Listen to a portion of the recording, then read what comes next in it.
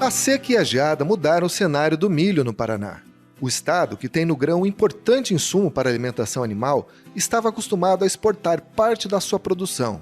Porém, com uma expectativa de quebra severa na safra atual, onde devemos colher menos da metade do previsto inicialmente, vai ser necessário trazer milho de fora para abastecer nossas cadeias de aves e suínos, nas quais o Paraná é destaque nacional. A procura do milho é o tema da reportagem de capa da revista Boletim Informativo que circula no final de agosto. E também é o tema deste podcast. Eu sou André Amorim e o Boletim no Rádio começa agora. Bom, e para começar essa conversa, eu queria apresentar os participantes desse episódio de hoje, começando pela Ana Paula Kowalski, que é técnica do Departamento Técnico Econômico do Sistema FAEP Senar Paraná. Bem-vinda, Ana. Obrigada, André. É um prazer estar aqui novamente falando com vocês. E também quero chamar aqui o João Lázaro, que é do Departamento Sindical do Sistema FAEP Senar Paraná. Bem-vindo, João. Opa, obrigado pelo convite, André. Também cumprimento a nossa companheira Ana. Bom, a matéria de capa dessa edição, agora que circula agora no final de agosto, ele traz um dilema aí para os produtores e principalmente para os pecuaristas, né, Ana? Que é a procura do milho. O milho tinha uma expectativa de safra aí da ordem, acho que de 14 milhões de toneladas e caiu pela metade. Ana, o que está acontecendo? O que houve com as lavouras de milho que colocaram agora o produtor nessa situação? A gente teve aí uma combinação de fatores, né, André, adversos, que na verdade não vem nem dessa safra. A gente já está praticamente 3 safras aí com chuvas abaixo do normal aqui no Paraná, né, que está resultando nesse grande déficit hídrico que a gente está observando esse ano. Então, uma combinação de seca no início do ciclo do milho e de geada agora mais recente, mais para o final, para a fase de frutificação e floração, causaram uma perda muito grande, mais de 50% da safra de milho do Paraná já se perdeu no campo por conta desses eventos adversos aí. E a gente sempre nota, né, que o produtor costuma plantar, que planta aqui no Paraná, né, a soja no verão e o milho safrinha no inverno, né? O que pode acontecer agora, principalmente com a cadeia de carnes, aí, se a produção de milho agora, na próxima safra, não aumentar, não crescer, não for suficiente, vamos dizer assim, para abastecer essa cadeia? A alternativa vai ser trazer esse milho de fora, e daí ou importá-lo de outros países ou de outros estados que tenham excedente de produção.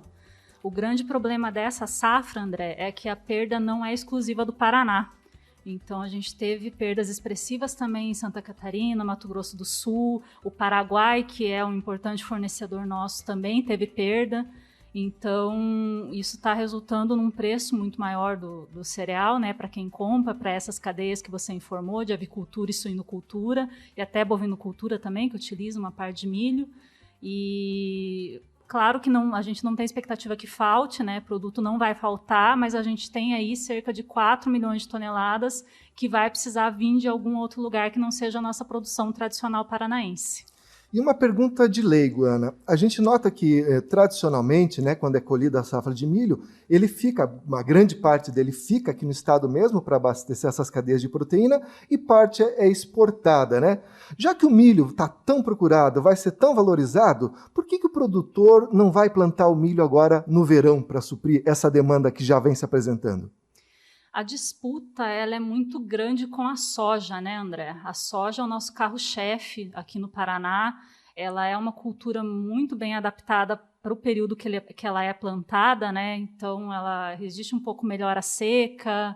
Ela encaixa muito bem no verão na produção de verão do Paraná. Então, é difícil você substituí-la, né, ou optar por ela, mesmo com essa situação de dependência do milho. Então, é importante que nas regiões em que tem produção de suinocultura, avicultura, essas produções de carne que são representativas, realmente teria que ter tido uma atenção maior na questão de alinhamento com os produtores, né, de contratos de compra e venda, para que eles tivessem um estímulo maior. Houve um esforço até com linhas de crédito diferenciadas para que fosse plantado milho nessa primeira safra. A expectativa é que a área aumente, sim, um pouco, mas não vai suprir de forma alguma o déficit que a gente vai ter de oferta até a próxima colheita da safrinha do ano que vem. E a gente via nessa matéria aí que está na capa do boletim informativo que uma das alternativas foi as agroindústrias garantirem a compra de quem, porventura, vier plantar milho. Esse tipo de estratégia costuma, será, ter resultado?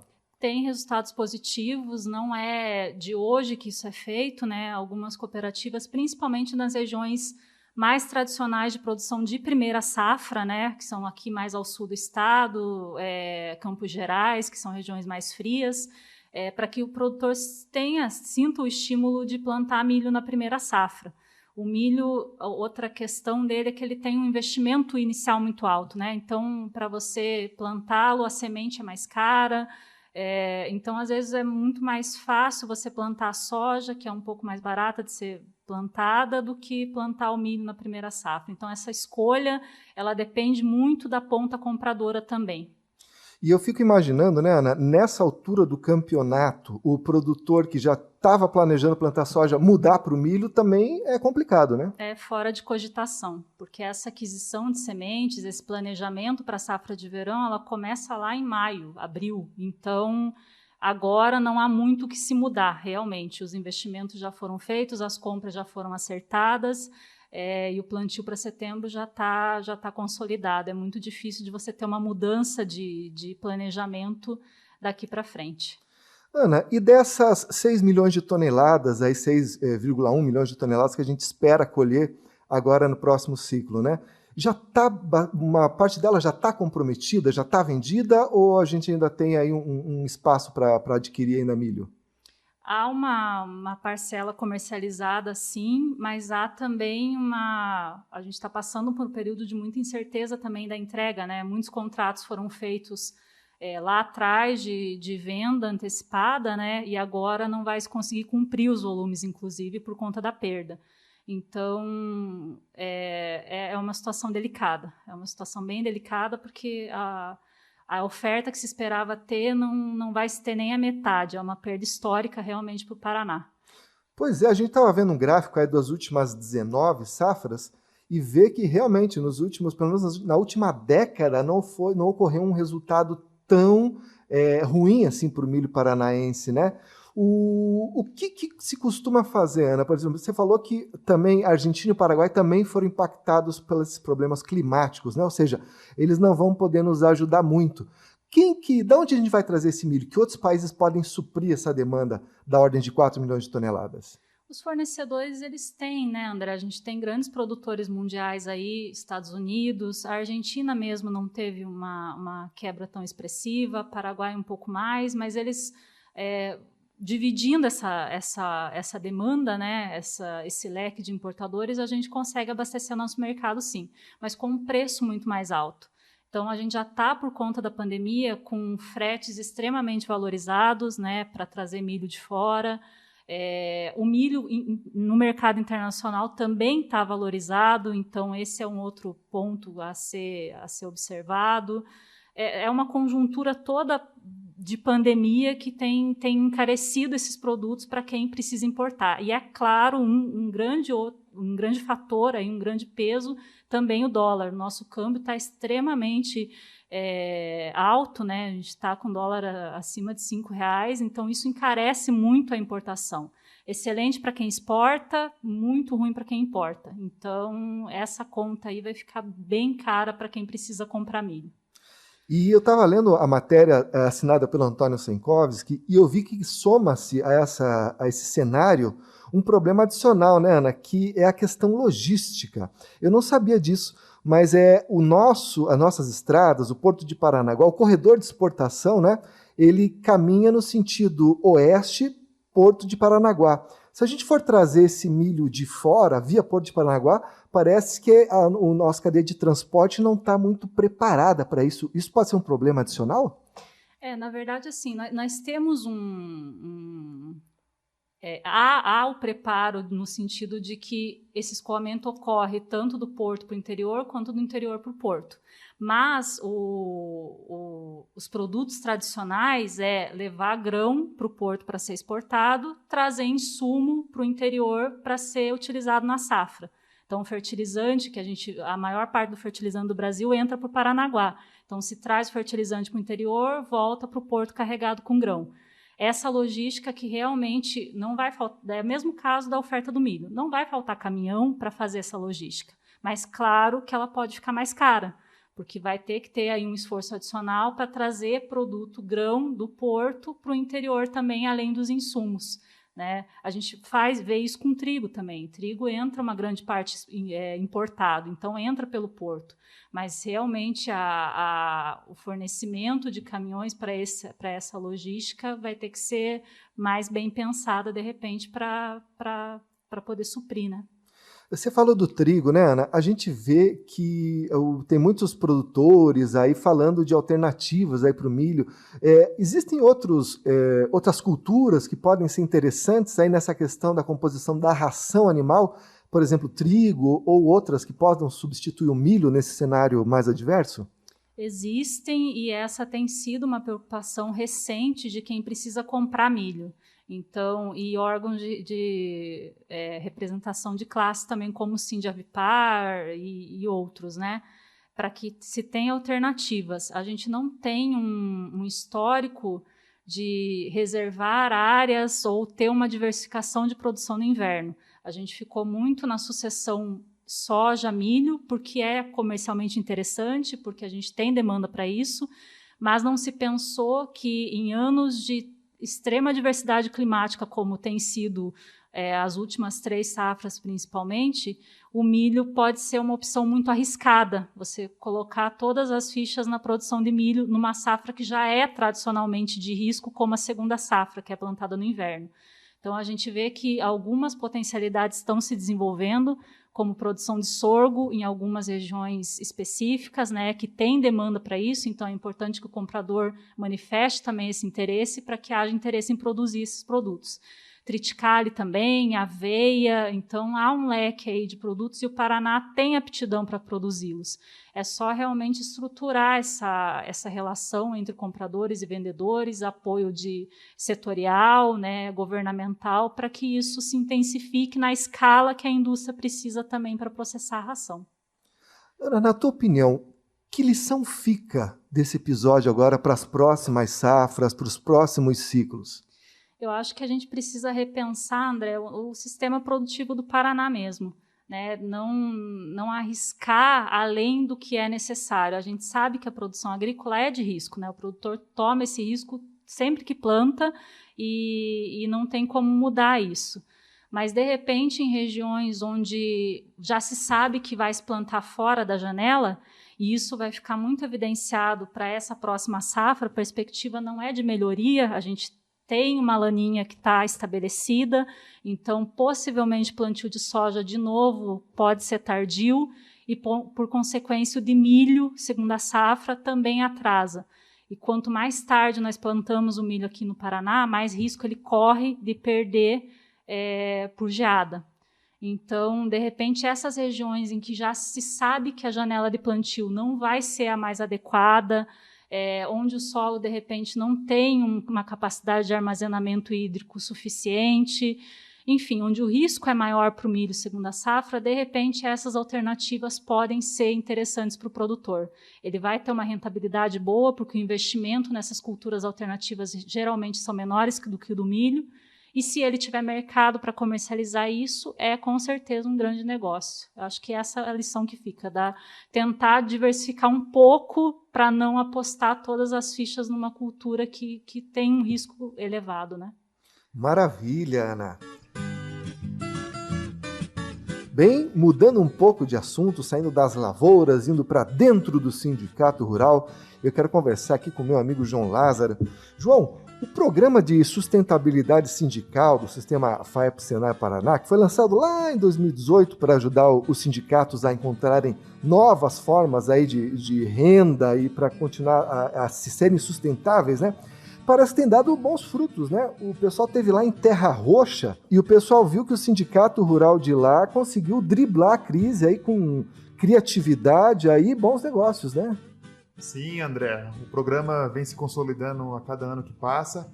A gente, durante a pandemia, teve também algumas estratégias dentro do programa que foram paralisadas, né? Que envolvia dinâmica de grupos, né? Ações mais coletivas e presenciais. Mas a gente está dando sequência com as estratégias. Uma delas que foi realizada e está sendo, que é lá no Sindicato Rural de Terra Roxa, no que diz respeito a uma estratégia de consultoria que o Sistema FAEP-Senar vem proporcionando aos sindicatos rurais. É uma consultoria voltada à área de gestão, né, para que os diretores, os funcionários dos sindicatos rurais se atenham mais em relação a esse assunto que é muito importante, que é a gestão, é o futuro, é o planejamento dos sindicatos rurais. Então, como um todo, André, o programa vem trabalhando forte. A nossa missão, por um lado, é sim a gente ter uma entidade sustentável financeiramente, mas o principal objetivo com o programa é fortalecer a representação dos sindicatos no município e ter sindicatos mais fortes e atuantes.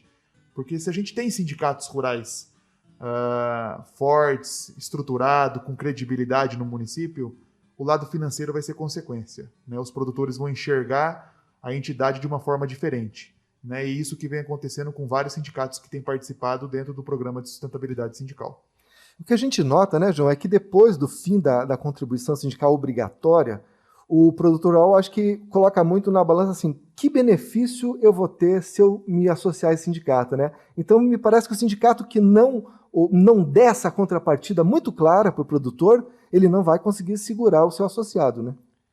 Não vai conseguir segurar e nem vai atrair novos associados. A gente tem que pensar em dois caminhos, né, com o sindicato nessa relação de aproximação com o produtor rural. É ele fazer com que o produtor tenha benefícios diretos, por exemplo, prestação de serviço, na qual os sindicatos aqui do Paraná faz muito bem isso, seja em declarações de ITR, imposto de renda, folha de pagamento, elaboração de contratos, né, entre outros tantos. E principalmente um outro caminho, André, que é assim, trabalhar com que o produtor enxergue a importância da coletividade através da representação. Não é fácil no atual cenário. A gente sabe que muitos dos produtores não têm esse olhar coletivo, ainda alguns deles pensam um pouco individual, sabe? Isso é uma característica. A gente vem tentando mudar isso, André, mas que ele enxergue a importância, né? Se tiver um sindicato forte, ele vai estar bem representado. Se não tem um sindicato forte, ele tem que cobrar. Ele tem que exigir, de certa forma. Participar também, né? Exatamente, né? Mas para que isso aconteça, para que ele cobre, exija e contribua, ele tem que participar. Então, a gente tem que fazer esse relacionamento, a gente tem que aproximar com os produtores. A gente deixa esse desafio porque, no atual contexto, André, da sociedade, a palavra sindicato em si está denegrida, né? Ela está queimada. Então, a gente pensa num contexto como um todo, há mais de 16 mil sindicatos no Brasil. Realmente é uma baderna, né, de sindicatos. E a gente tem uma credibilidade. Os sindicatos rurais, né, da classe dos produtores, têm uma credibilidade. A gente não tem problema com Receita Federal, Ministério do Trabalho. O nosso estatuto, por exemplo, André, é um dos poucos que os diretores são voluntários, não recebem por estar por lá. Mas o fato da gente, na Constituição oficial, representar os produtores e levar a palavra sindicato, às vezes a gente acaba tendo uma imagem muito associada a outros, de outras categorias, né, que realmente fazem só bagunça, cabide de emprego, esquemas, né, enfim. Então é mais um desafio que o sindicato tem que mostrar isso para o produtor e o produtor também entender a importância do sindicato rural. Sabe que você falou uma coisa muito interessante, João, que é essa importância da união, da coletividade, né, para você conseguir ser ouvido, né, para você conseguir ser representado, seja pelo sindicato, seja pela federação, seja pela confederação nacional. E nessa edição do Boletim Informativo, que está saindo agora no final de agosto, nós temos outra matéria que ilustra muito bem isso, que são 2 ofícios que a FAEP encaminhou para a Câmara Federal com o objetivo de defender aí a classe produtiva.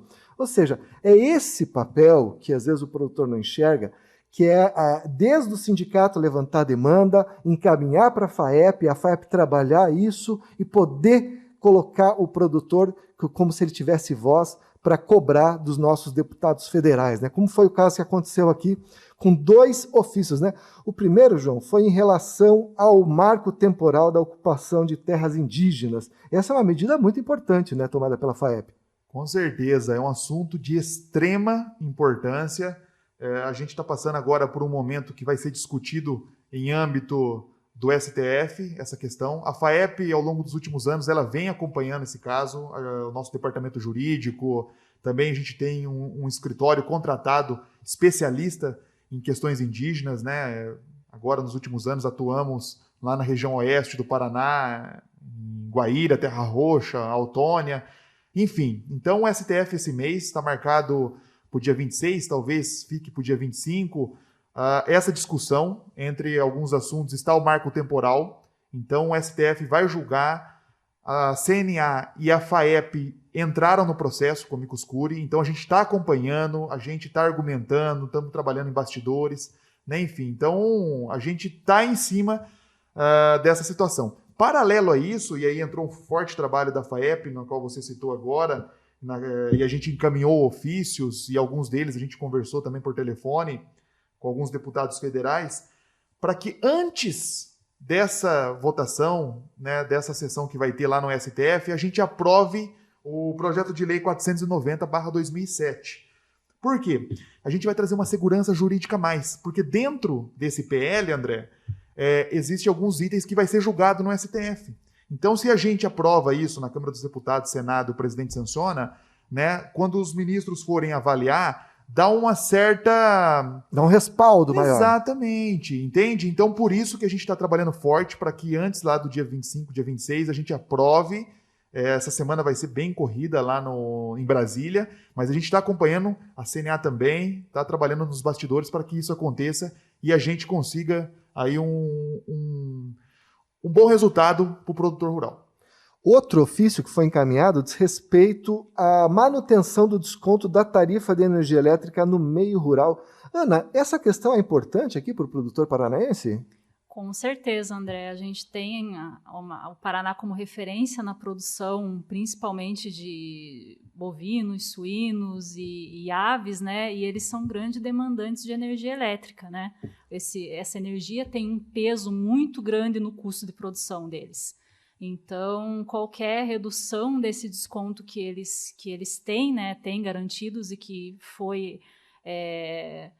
vão ser retirados progressivamente até 2023 por esse decreto, é prejudicial, sim, aumenta muito, impacta muito no custo dessa produção. A gente estava, uma vez eu lembro que fizemos uma conta, né, dos custos da avicultura, a energia elétrica chegava a 20% do custo de produção, ou seja, é uma paulada no bolso do produtor, né? Isso mesmo, por isso que é importante esse projeto de decreto legislativo que tramita, né, na Câmara Federal, para que surte o efeito desse decreto do governo federal, até porque a gente não tem uma qualidade de energia elétrica no meio rural equiparada à do meio urbano, que é o que se quer fazer, né, equiparar a tarifa do meio rural ao meio urbano. Então, é preciso realmente repensar esse estímulo à produção, né, agrícola e também essa diferença de qualidade da energia. É bom também destacar, né, para os nossos governantes que a gente quer que o Paraná se desenvolva, está vindo agora a piscicultura de maneira muito intensa, é preciso dar condições, né, gente? E a energia elétrica barata é fundamental nesse processo.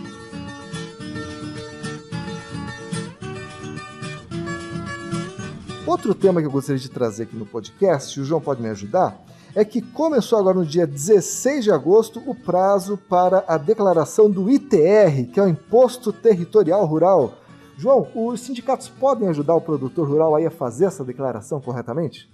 Com certeza, André. Foi bem importante você colocar esse assunto. Começou agora na última segunda-feira, dia 16, prazo dia 30 de setembro, que é o ITR.